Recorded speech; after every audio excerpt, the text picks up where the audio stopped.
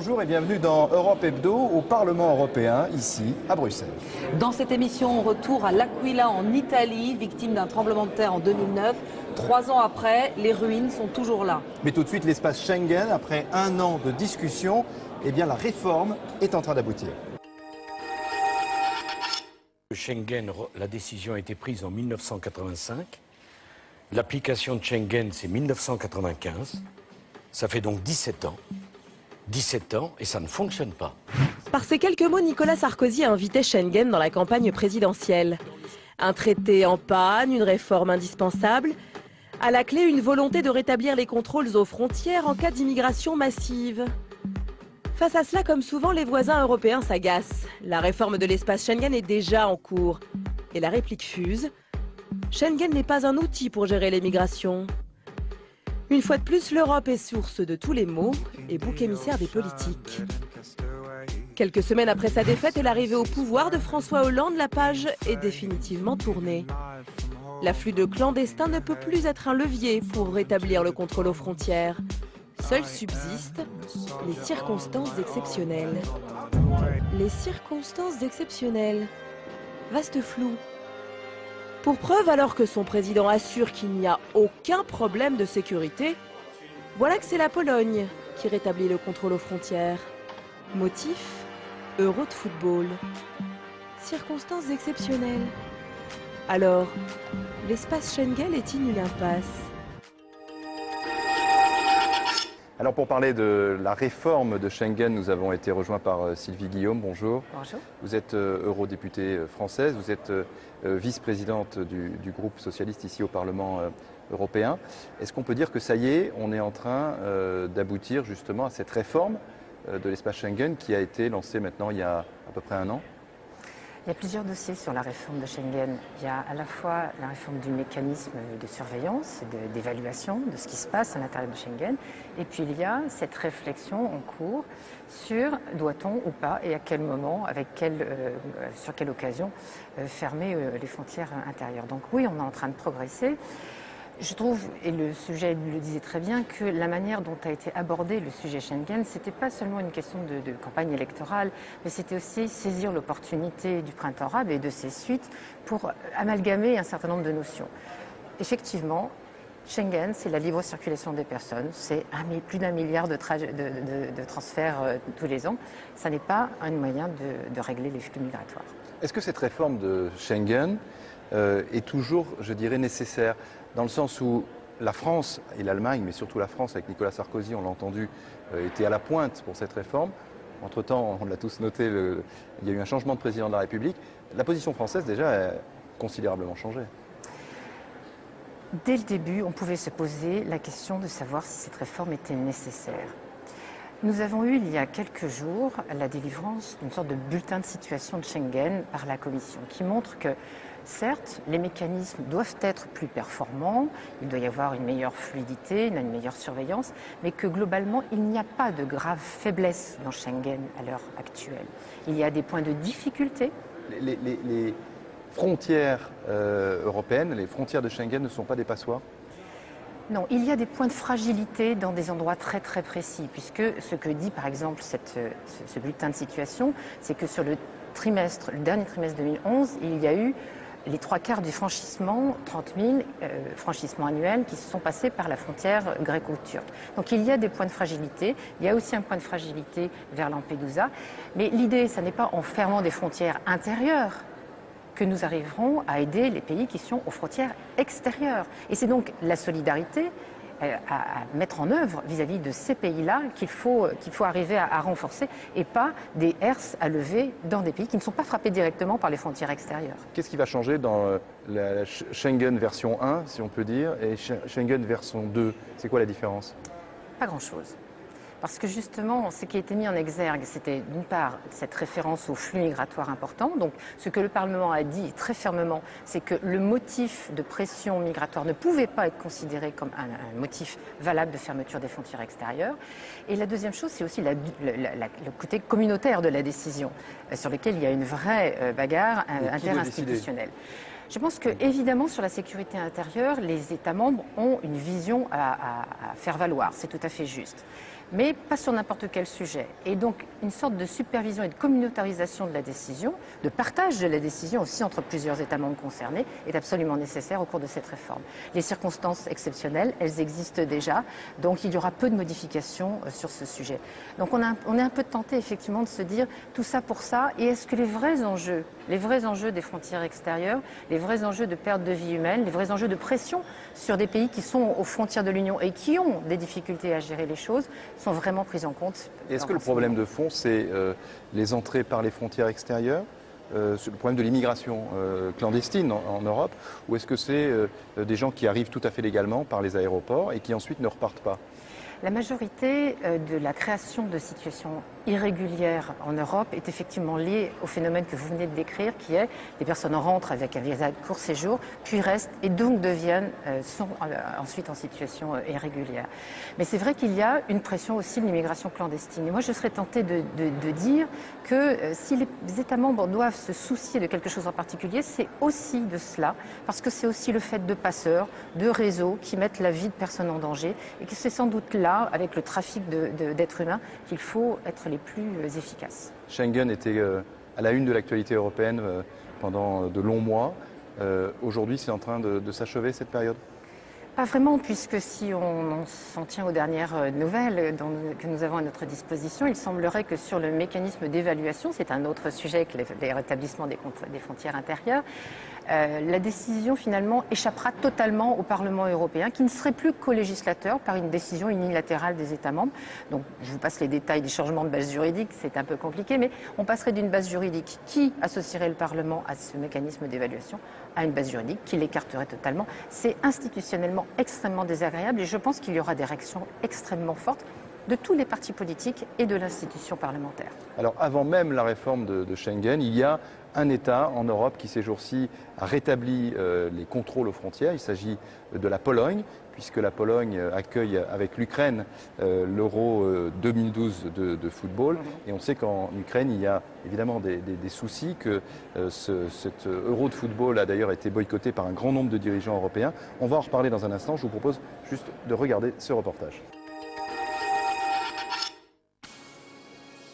Malade et emprisonnée, l'ancienne chef du gouvernement Yulia Tymoshenko affirme même avoir été frappée par des gardiens.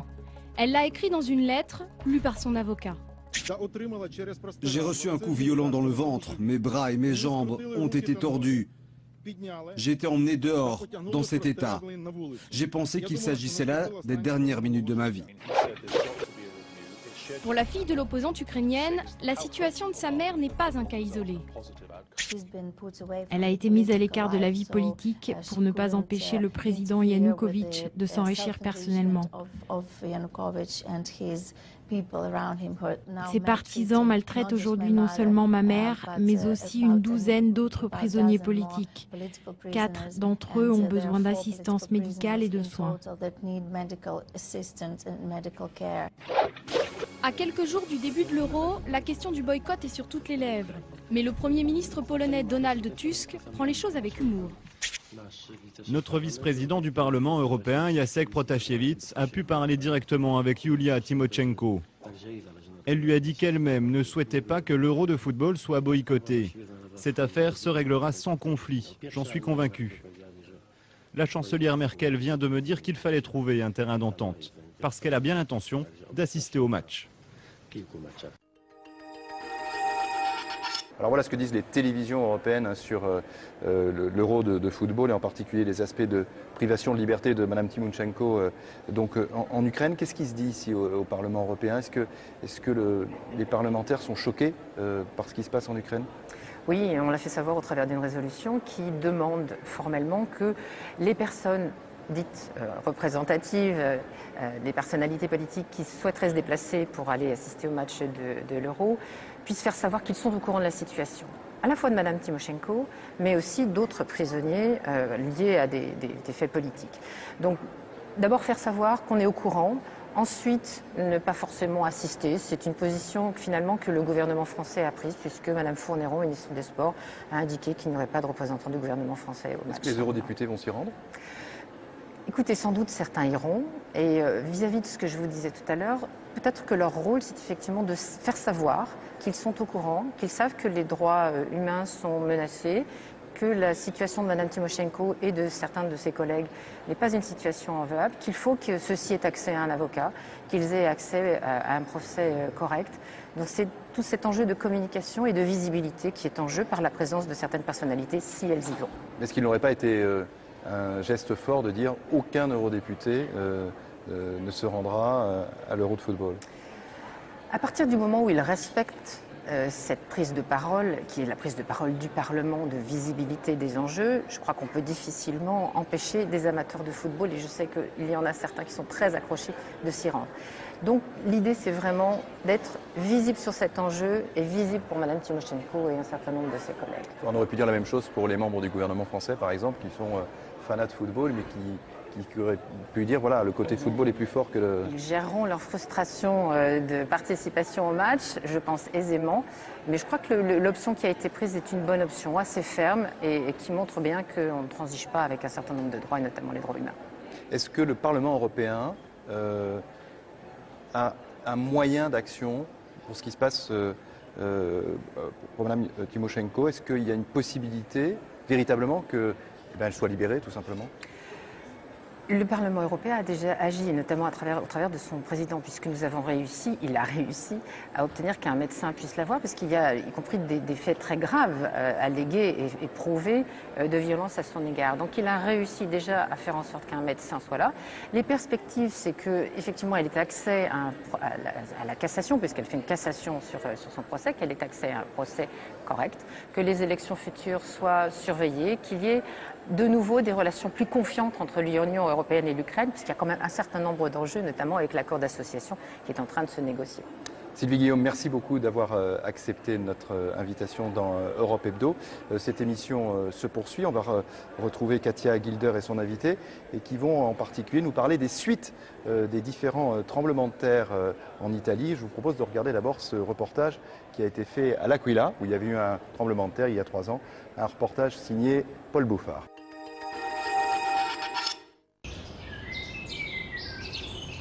Une cité médiévale dévastée, comme bombardée. Au cœur des Abruzzes, dans ces rues vivaient plus de 70 000 personnes. Aujourd'hui, L'Aquila est une ville fantôme.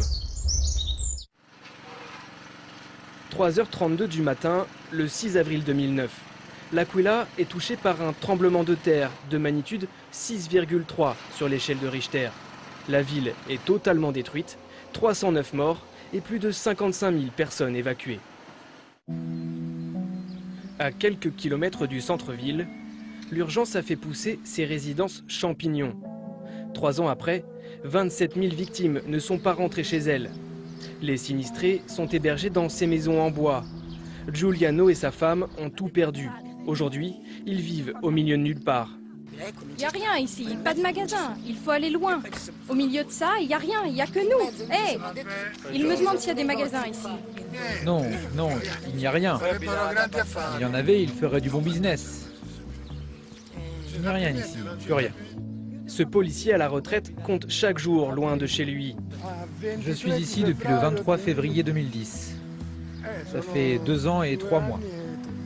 À 78 ans, Giuliano se sent coupé du monde, abandonné des autorités. Pourtant, il espère toujours reconstruire sa maison et sa vie. On attend de rentrer chez nous. Ça sera un soulagement psychologique. Revoir où tu as été baptisé, marié, où tu as eu des enfants, où tu es devenu grand-père, c'est la chose la plus importante. Ici, tu as un toit sur la tête, mais ça s'arrête là. La vie d'avant, elle n'existe plus. Tu ne pourras plus la voir. Moi, personnellement, je prévois de rester ici encore 4 ou 5 ans, avant que la reconstruction soit terminée. Pour nous, ça serait bien. Ici, on n'est pas malheureux, mais bon.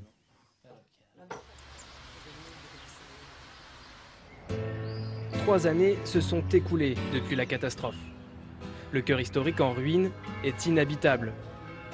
Dans cette zone rouge, surveillée par l'armée, personne ne peut circuler. Au détour d'une ruelle abandonnée, un irréductible, Fausto Corti. Il préside l'association de sauvegarde du patrimoine local. Et pour lui, pas question de laisser tomber sa cité. Ça, c'est ma maison, c'est le jardin de chez moi. Dans sa maison, la reconstruction n'a pas commencé. La vaisselle du soir du séisme est encore dans l'évier. Au lendemain du drame, la Commission européenne verse une aide de près de 500 millions d'euros à l'État italien. Une aide qui n'a pas servi à la reconstruction. Le problème principal aujourd'hui, c'est que l'argent reste dans les caisses de l'État à cause de la bureaucratie italienne qui bloque la reconstruction. Surtout ici, dans le centre historique, 3 ans après le tremblement de terre, on est encore au stade des projets. À l'époque, dans l'urgence, le gouvernement Berlusconi sécurise les bâtiments endommagés. Opération trop coûteuse pour les architectes et urbanistes. La mairie de L'Aquila et l'administration générale a dépensé 400 millions d'euros dans le processus de stabilisation. Ils ont employé des milliers d'ouvriers, des centaines d'ingénieurs sans même savoir s'il était possible de sauver tel ou tel bâtiment ou s'il fallait le détruire. Aujourd'hui, les autorités sont encore dans l'urgence et se contentent de financer l'aide aux victimes. De l'argent gaspillé, selon Fausto Corti. Plus la reconstruction durera longtemps, plus l'argent partira dans l'assistance d'urgence aux personnes. Tous les habitants de l'Aquila sont assistés et reçoivent de l'argent public. Mais cet argent devrait plutôt servir à reconstruire. Au final, plus on est assisté, moins il y aura de fonds pour sauver la ville.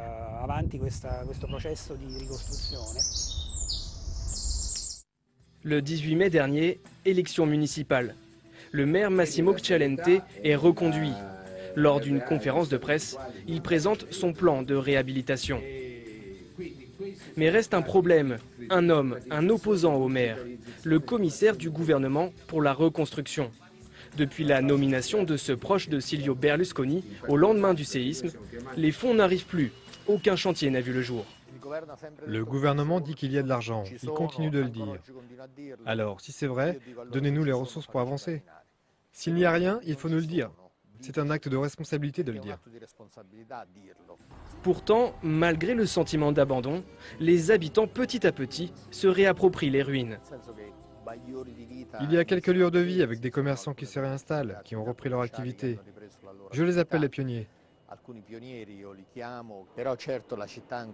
Mais au final, c'est vrai que la ville a du mal à reprendre son souffle. Face à la lenteur des autorités italiennes, la municipalité de l'Aquila veut devenir capitale européenne de la culture en 2019. Une dernière chance pour espérer un sursaut et la reconstruction.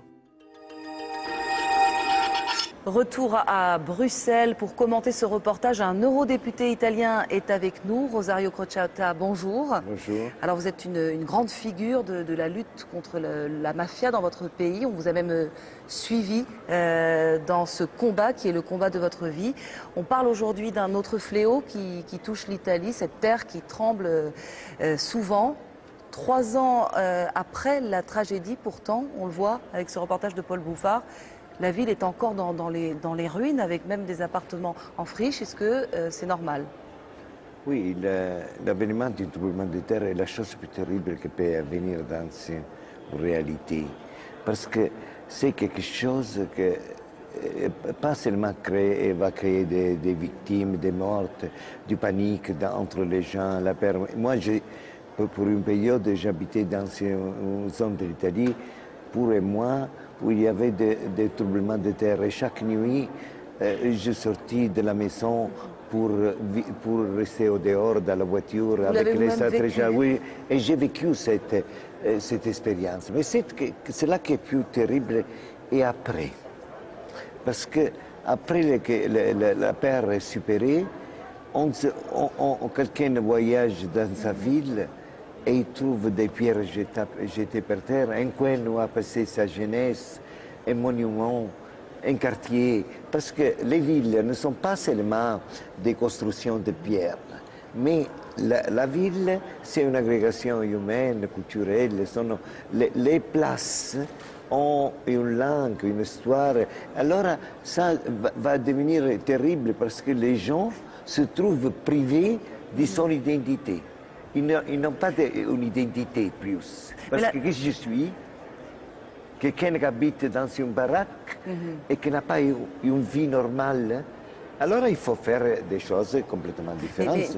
Mais on voit bien que pour l'instant, tout ça, c'est bloqué. La ville a du mal à se reconstruire. Pourtant, de l'argent européen a été donné, près de 500 millions d'euros.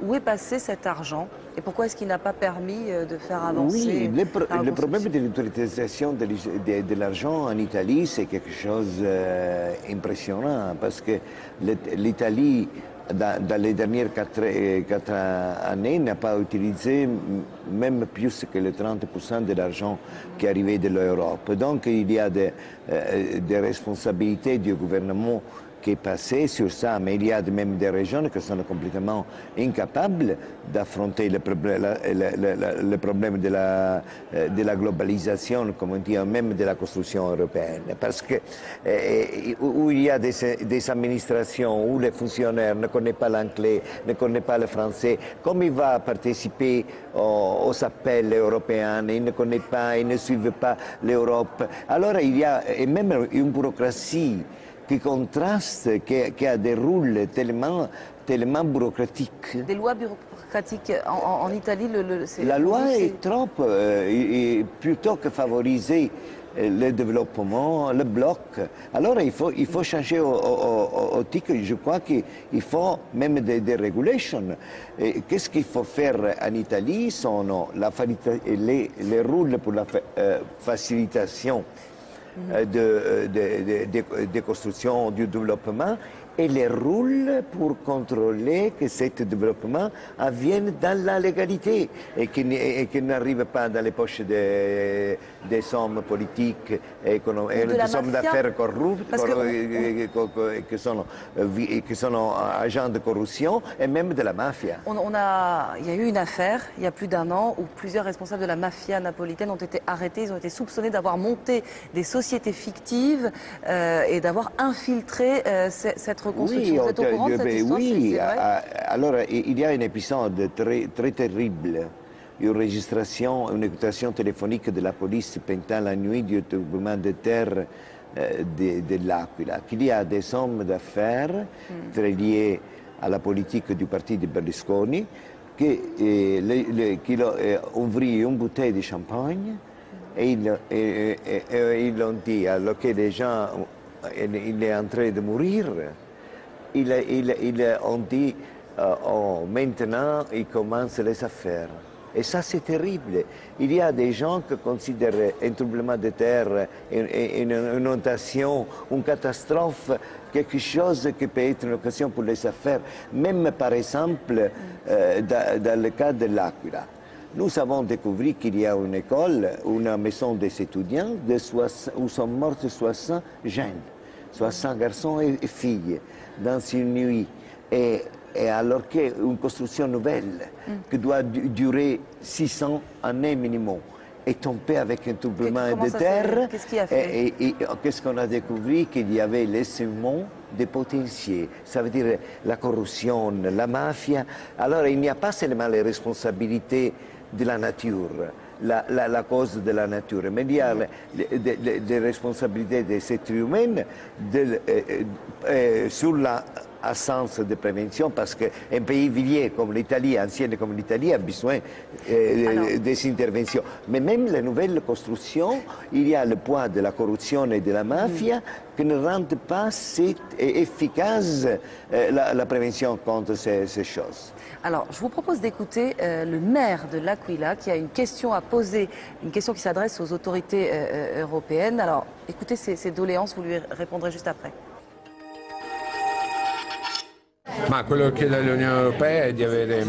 Je demande à l'Union européenne de fournir une assistance même minimale, mais surtout d'avoir un regard particulier sur les zones italiennes touchées par les séismes. Ça vaut pour l'Aquila, mais aussi pour les autres tremblements de terre. Il faudrait trouver des mesures qui aident ces zones frappées par les catastrophes naturelles, et en particulier les grandes villes comme l'Aquila.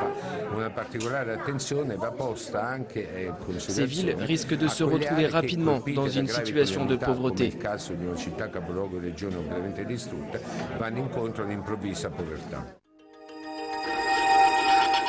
Voilà, Rosario Crocetta, qu'est-ce que l'Union européenne peut faire contre les catastrophes naturelles par nature imprévisibles? Le maire a raison, parce qu'il y a un problème, par exemple, une ville, des régions qui ont subi un tremblement de terre sont obligées à respecter le pacte de stabilité.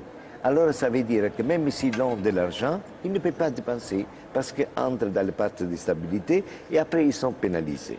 La deuxième, il faut concéder aux maires, alors qu'on donne de l'argent, des procédures spéciales pour faire vite les travaux. Parce que ça, c'est dans le respect de la loi, bien sûr, mais des procédures qui permettent d'individuer facilement des parcours. La troisième, pourquoi ne donnez pas l'autorisation à la mairie de l'Aquila de faire de la ville une zone franque urbaine? Et l'Europe peut aider plutôt que néger ça la ville pour faire la zone urbaine. Ça impliquerait de changer la loi italienne. Non, ce n'est pas une question de la loi italienne, la zone franque urbaine. La question de la zone franque urbaine, beaucoup de fois, nous avons une opposition de la Commission européenne parce qu'elle dit, si nous concédons ces choses-là à quelqu'un, alors ça veut dire que cela a la possibilité de supérer et devenir concurrent des autres. Mais dans un cas particulier où il y a des victimes, où il y a des gens qui ne peuvent pas plus repartir. Comme pour les inondations ou les, ou les incendies. Dans des cas comme ça, il faut. Et après, je crois qu'il faut créer vraiment un fonds extraordinaire pour tous ces cas-là, parce que dans une place, par exemple en France, en France, on a eu les inondations cette année. Qu'est-ce qu'on a fait l'Europe? Donc il faudrait une force européenne de sécurité civile qui est demandée depuis des années, qu'on ne voit toujours pas venir. Vous le demandez, vous aussi? Oui. J'ai intention de parler avec des autres députés pour chercher de faire une déclaration écrite sur ces cas-là. Et après, il y a une autre chose. Les citoyennes, ils n'ont pas, selon la loi italienne et selon la loi de beaucoup d'États européens, en cas de catastrophe naturelle et en cas de révolte, de faire une assurance pour sa maison ou pour ses biens. Parce que les assurances n'assurent pas. Alors, il faut faire une déclaration de la Commission, une directive de la Commission qui oblige les compagnies d'assurance européennes à assurer les gens même pour ces risques-là.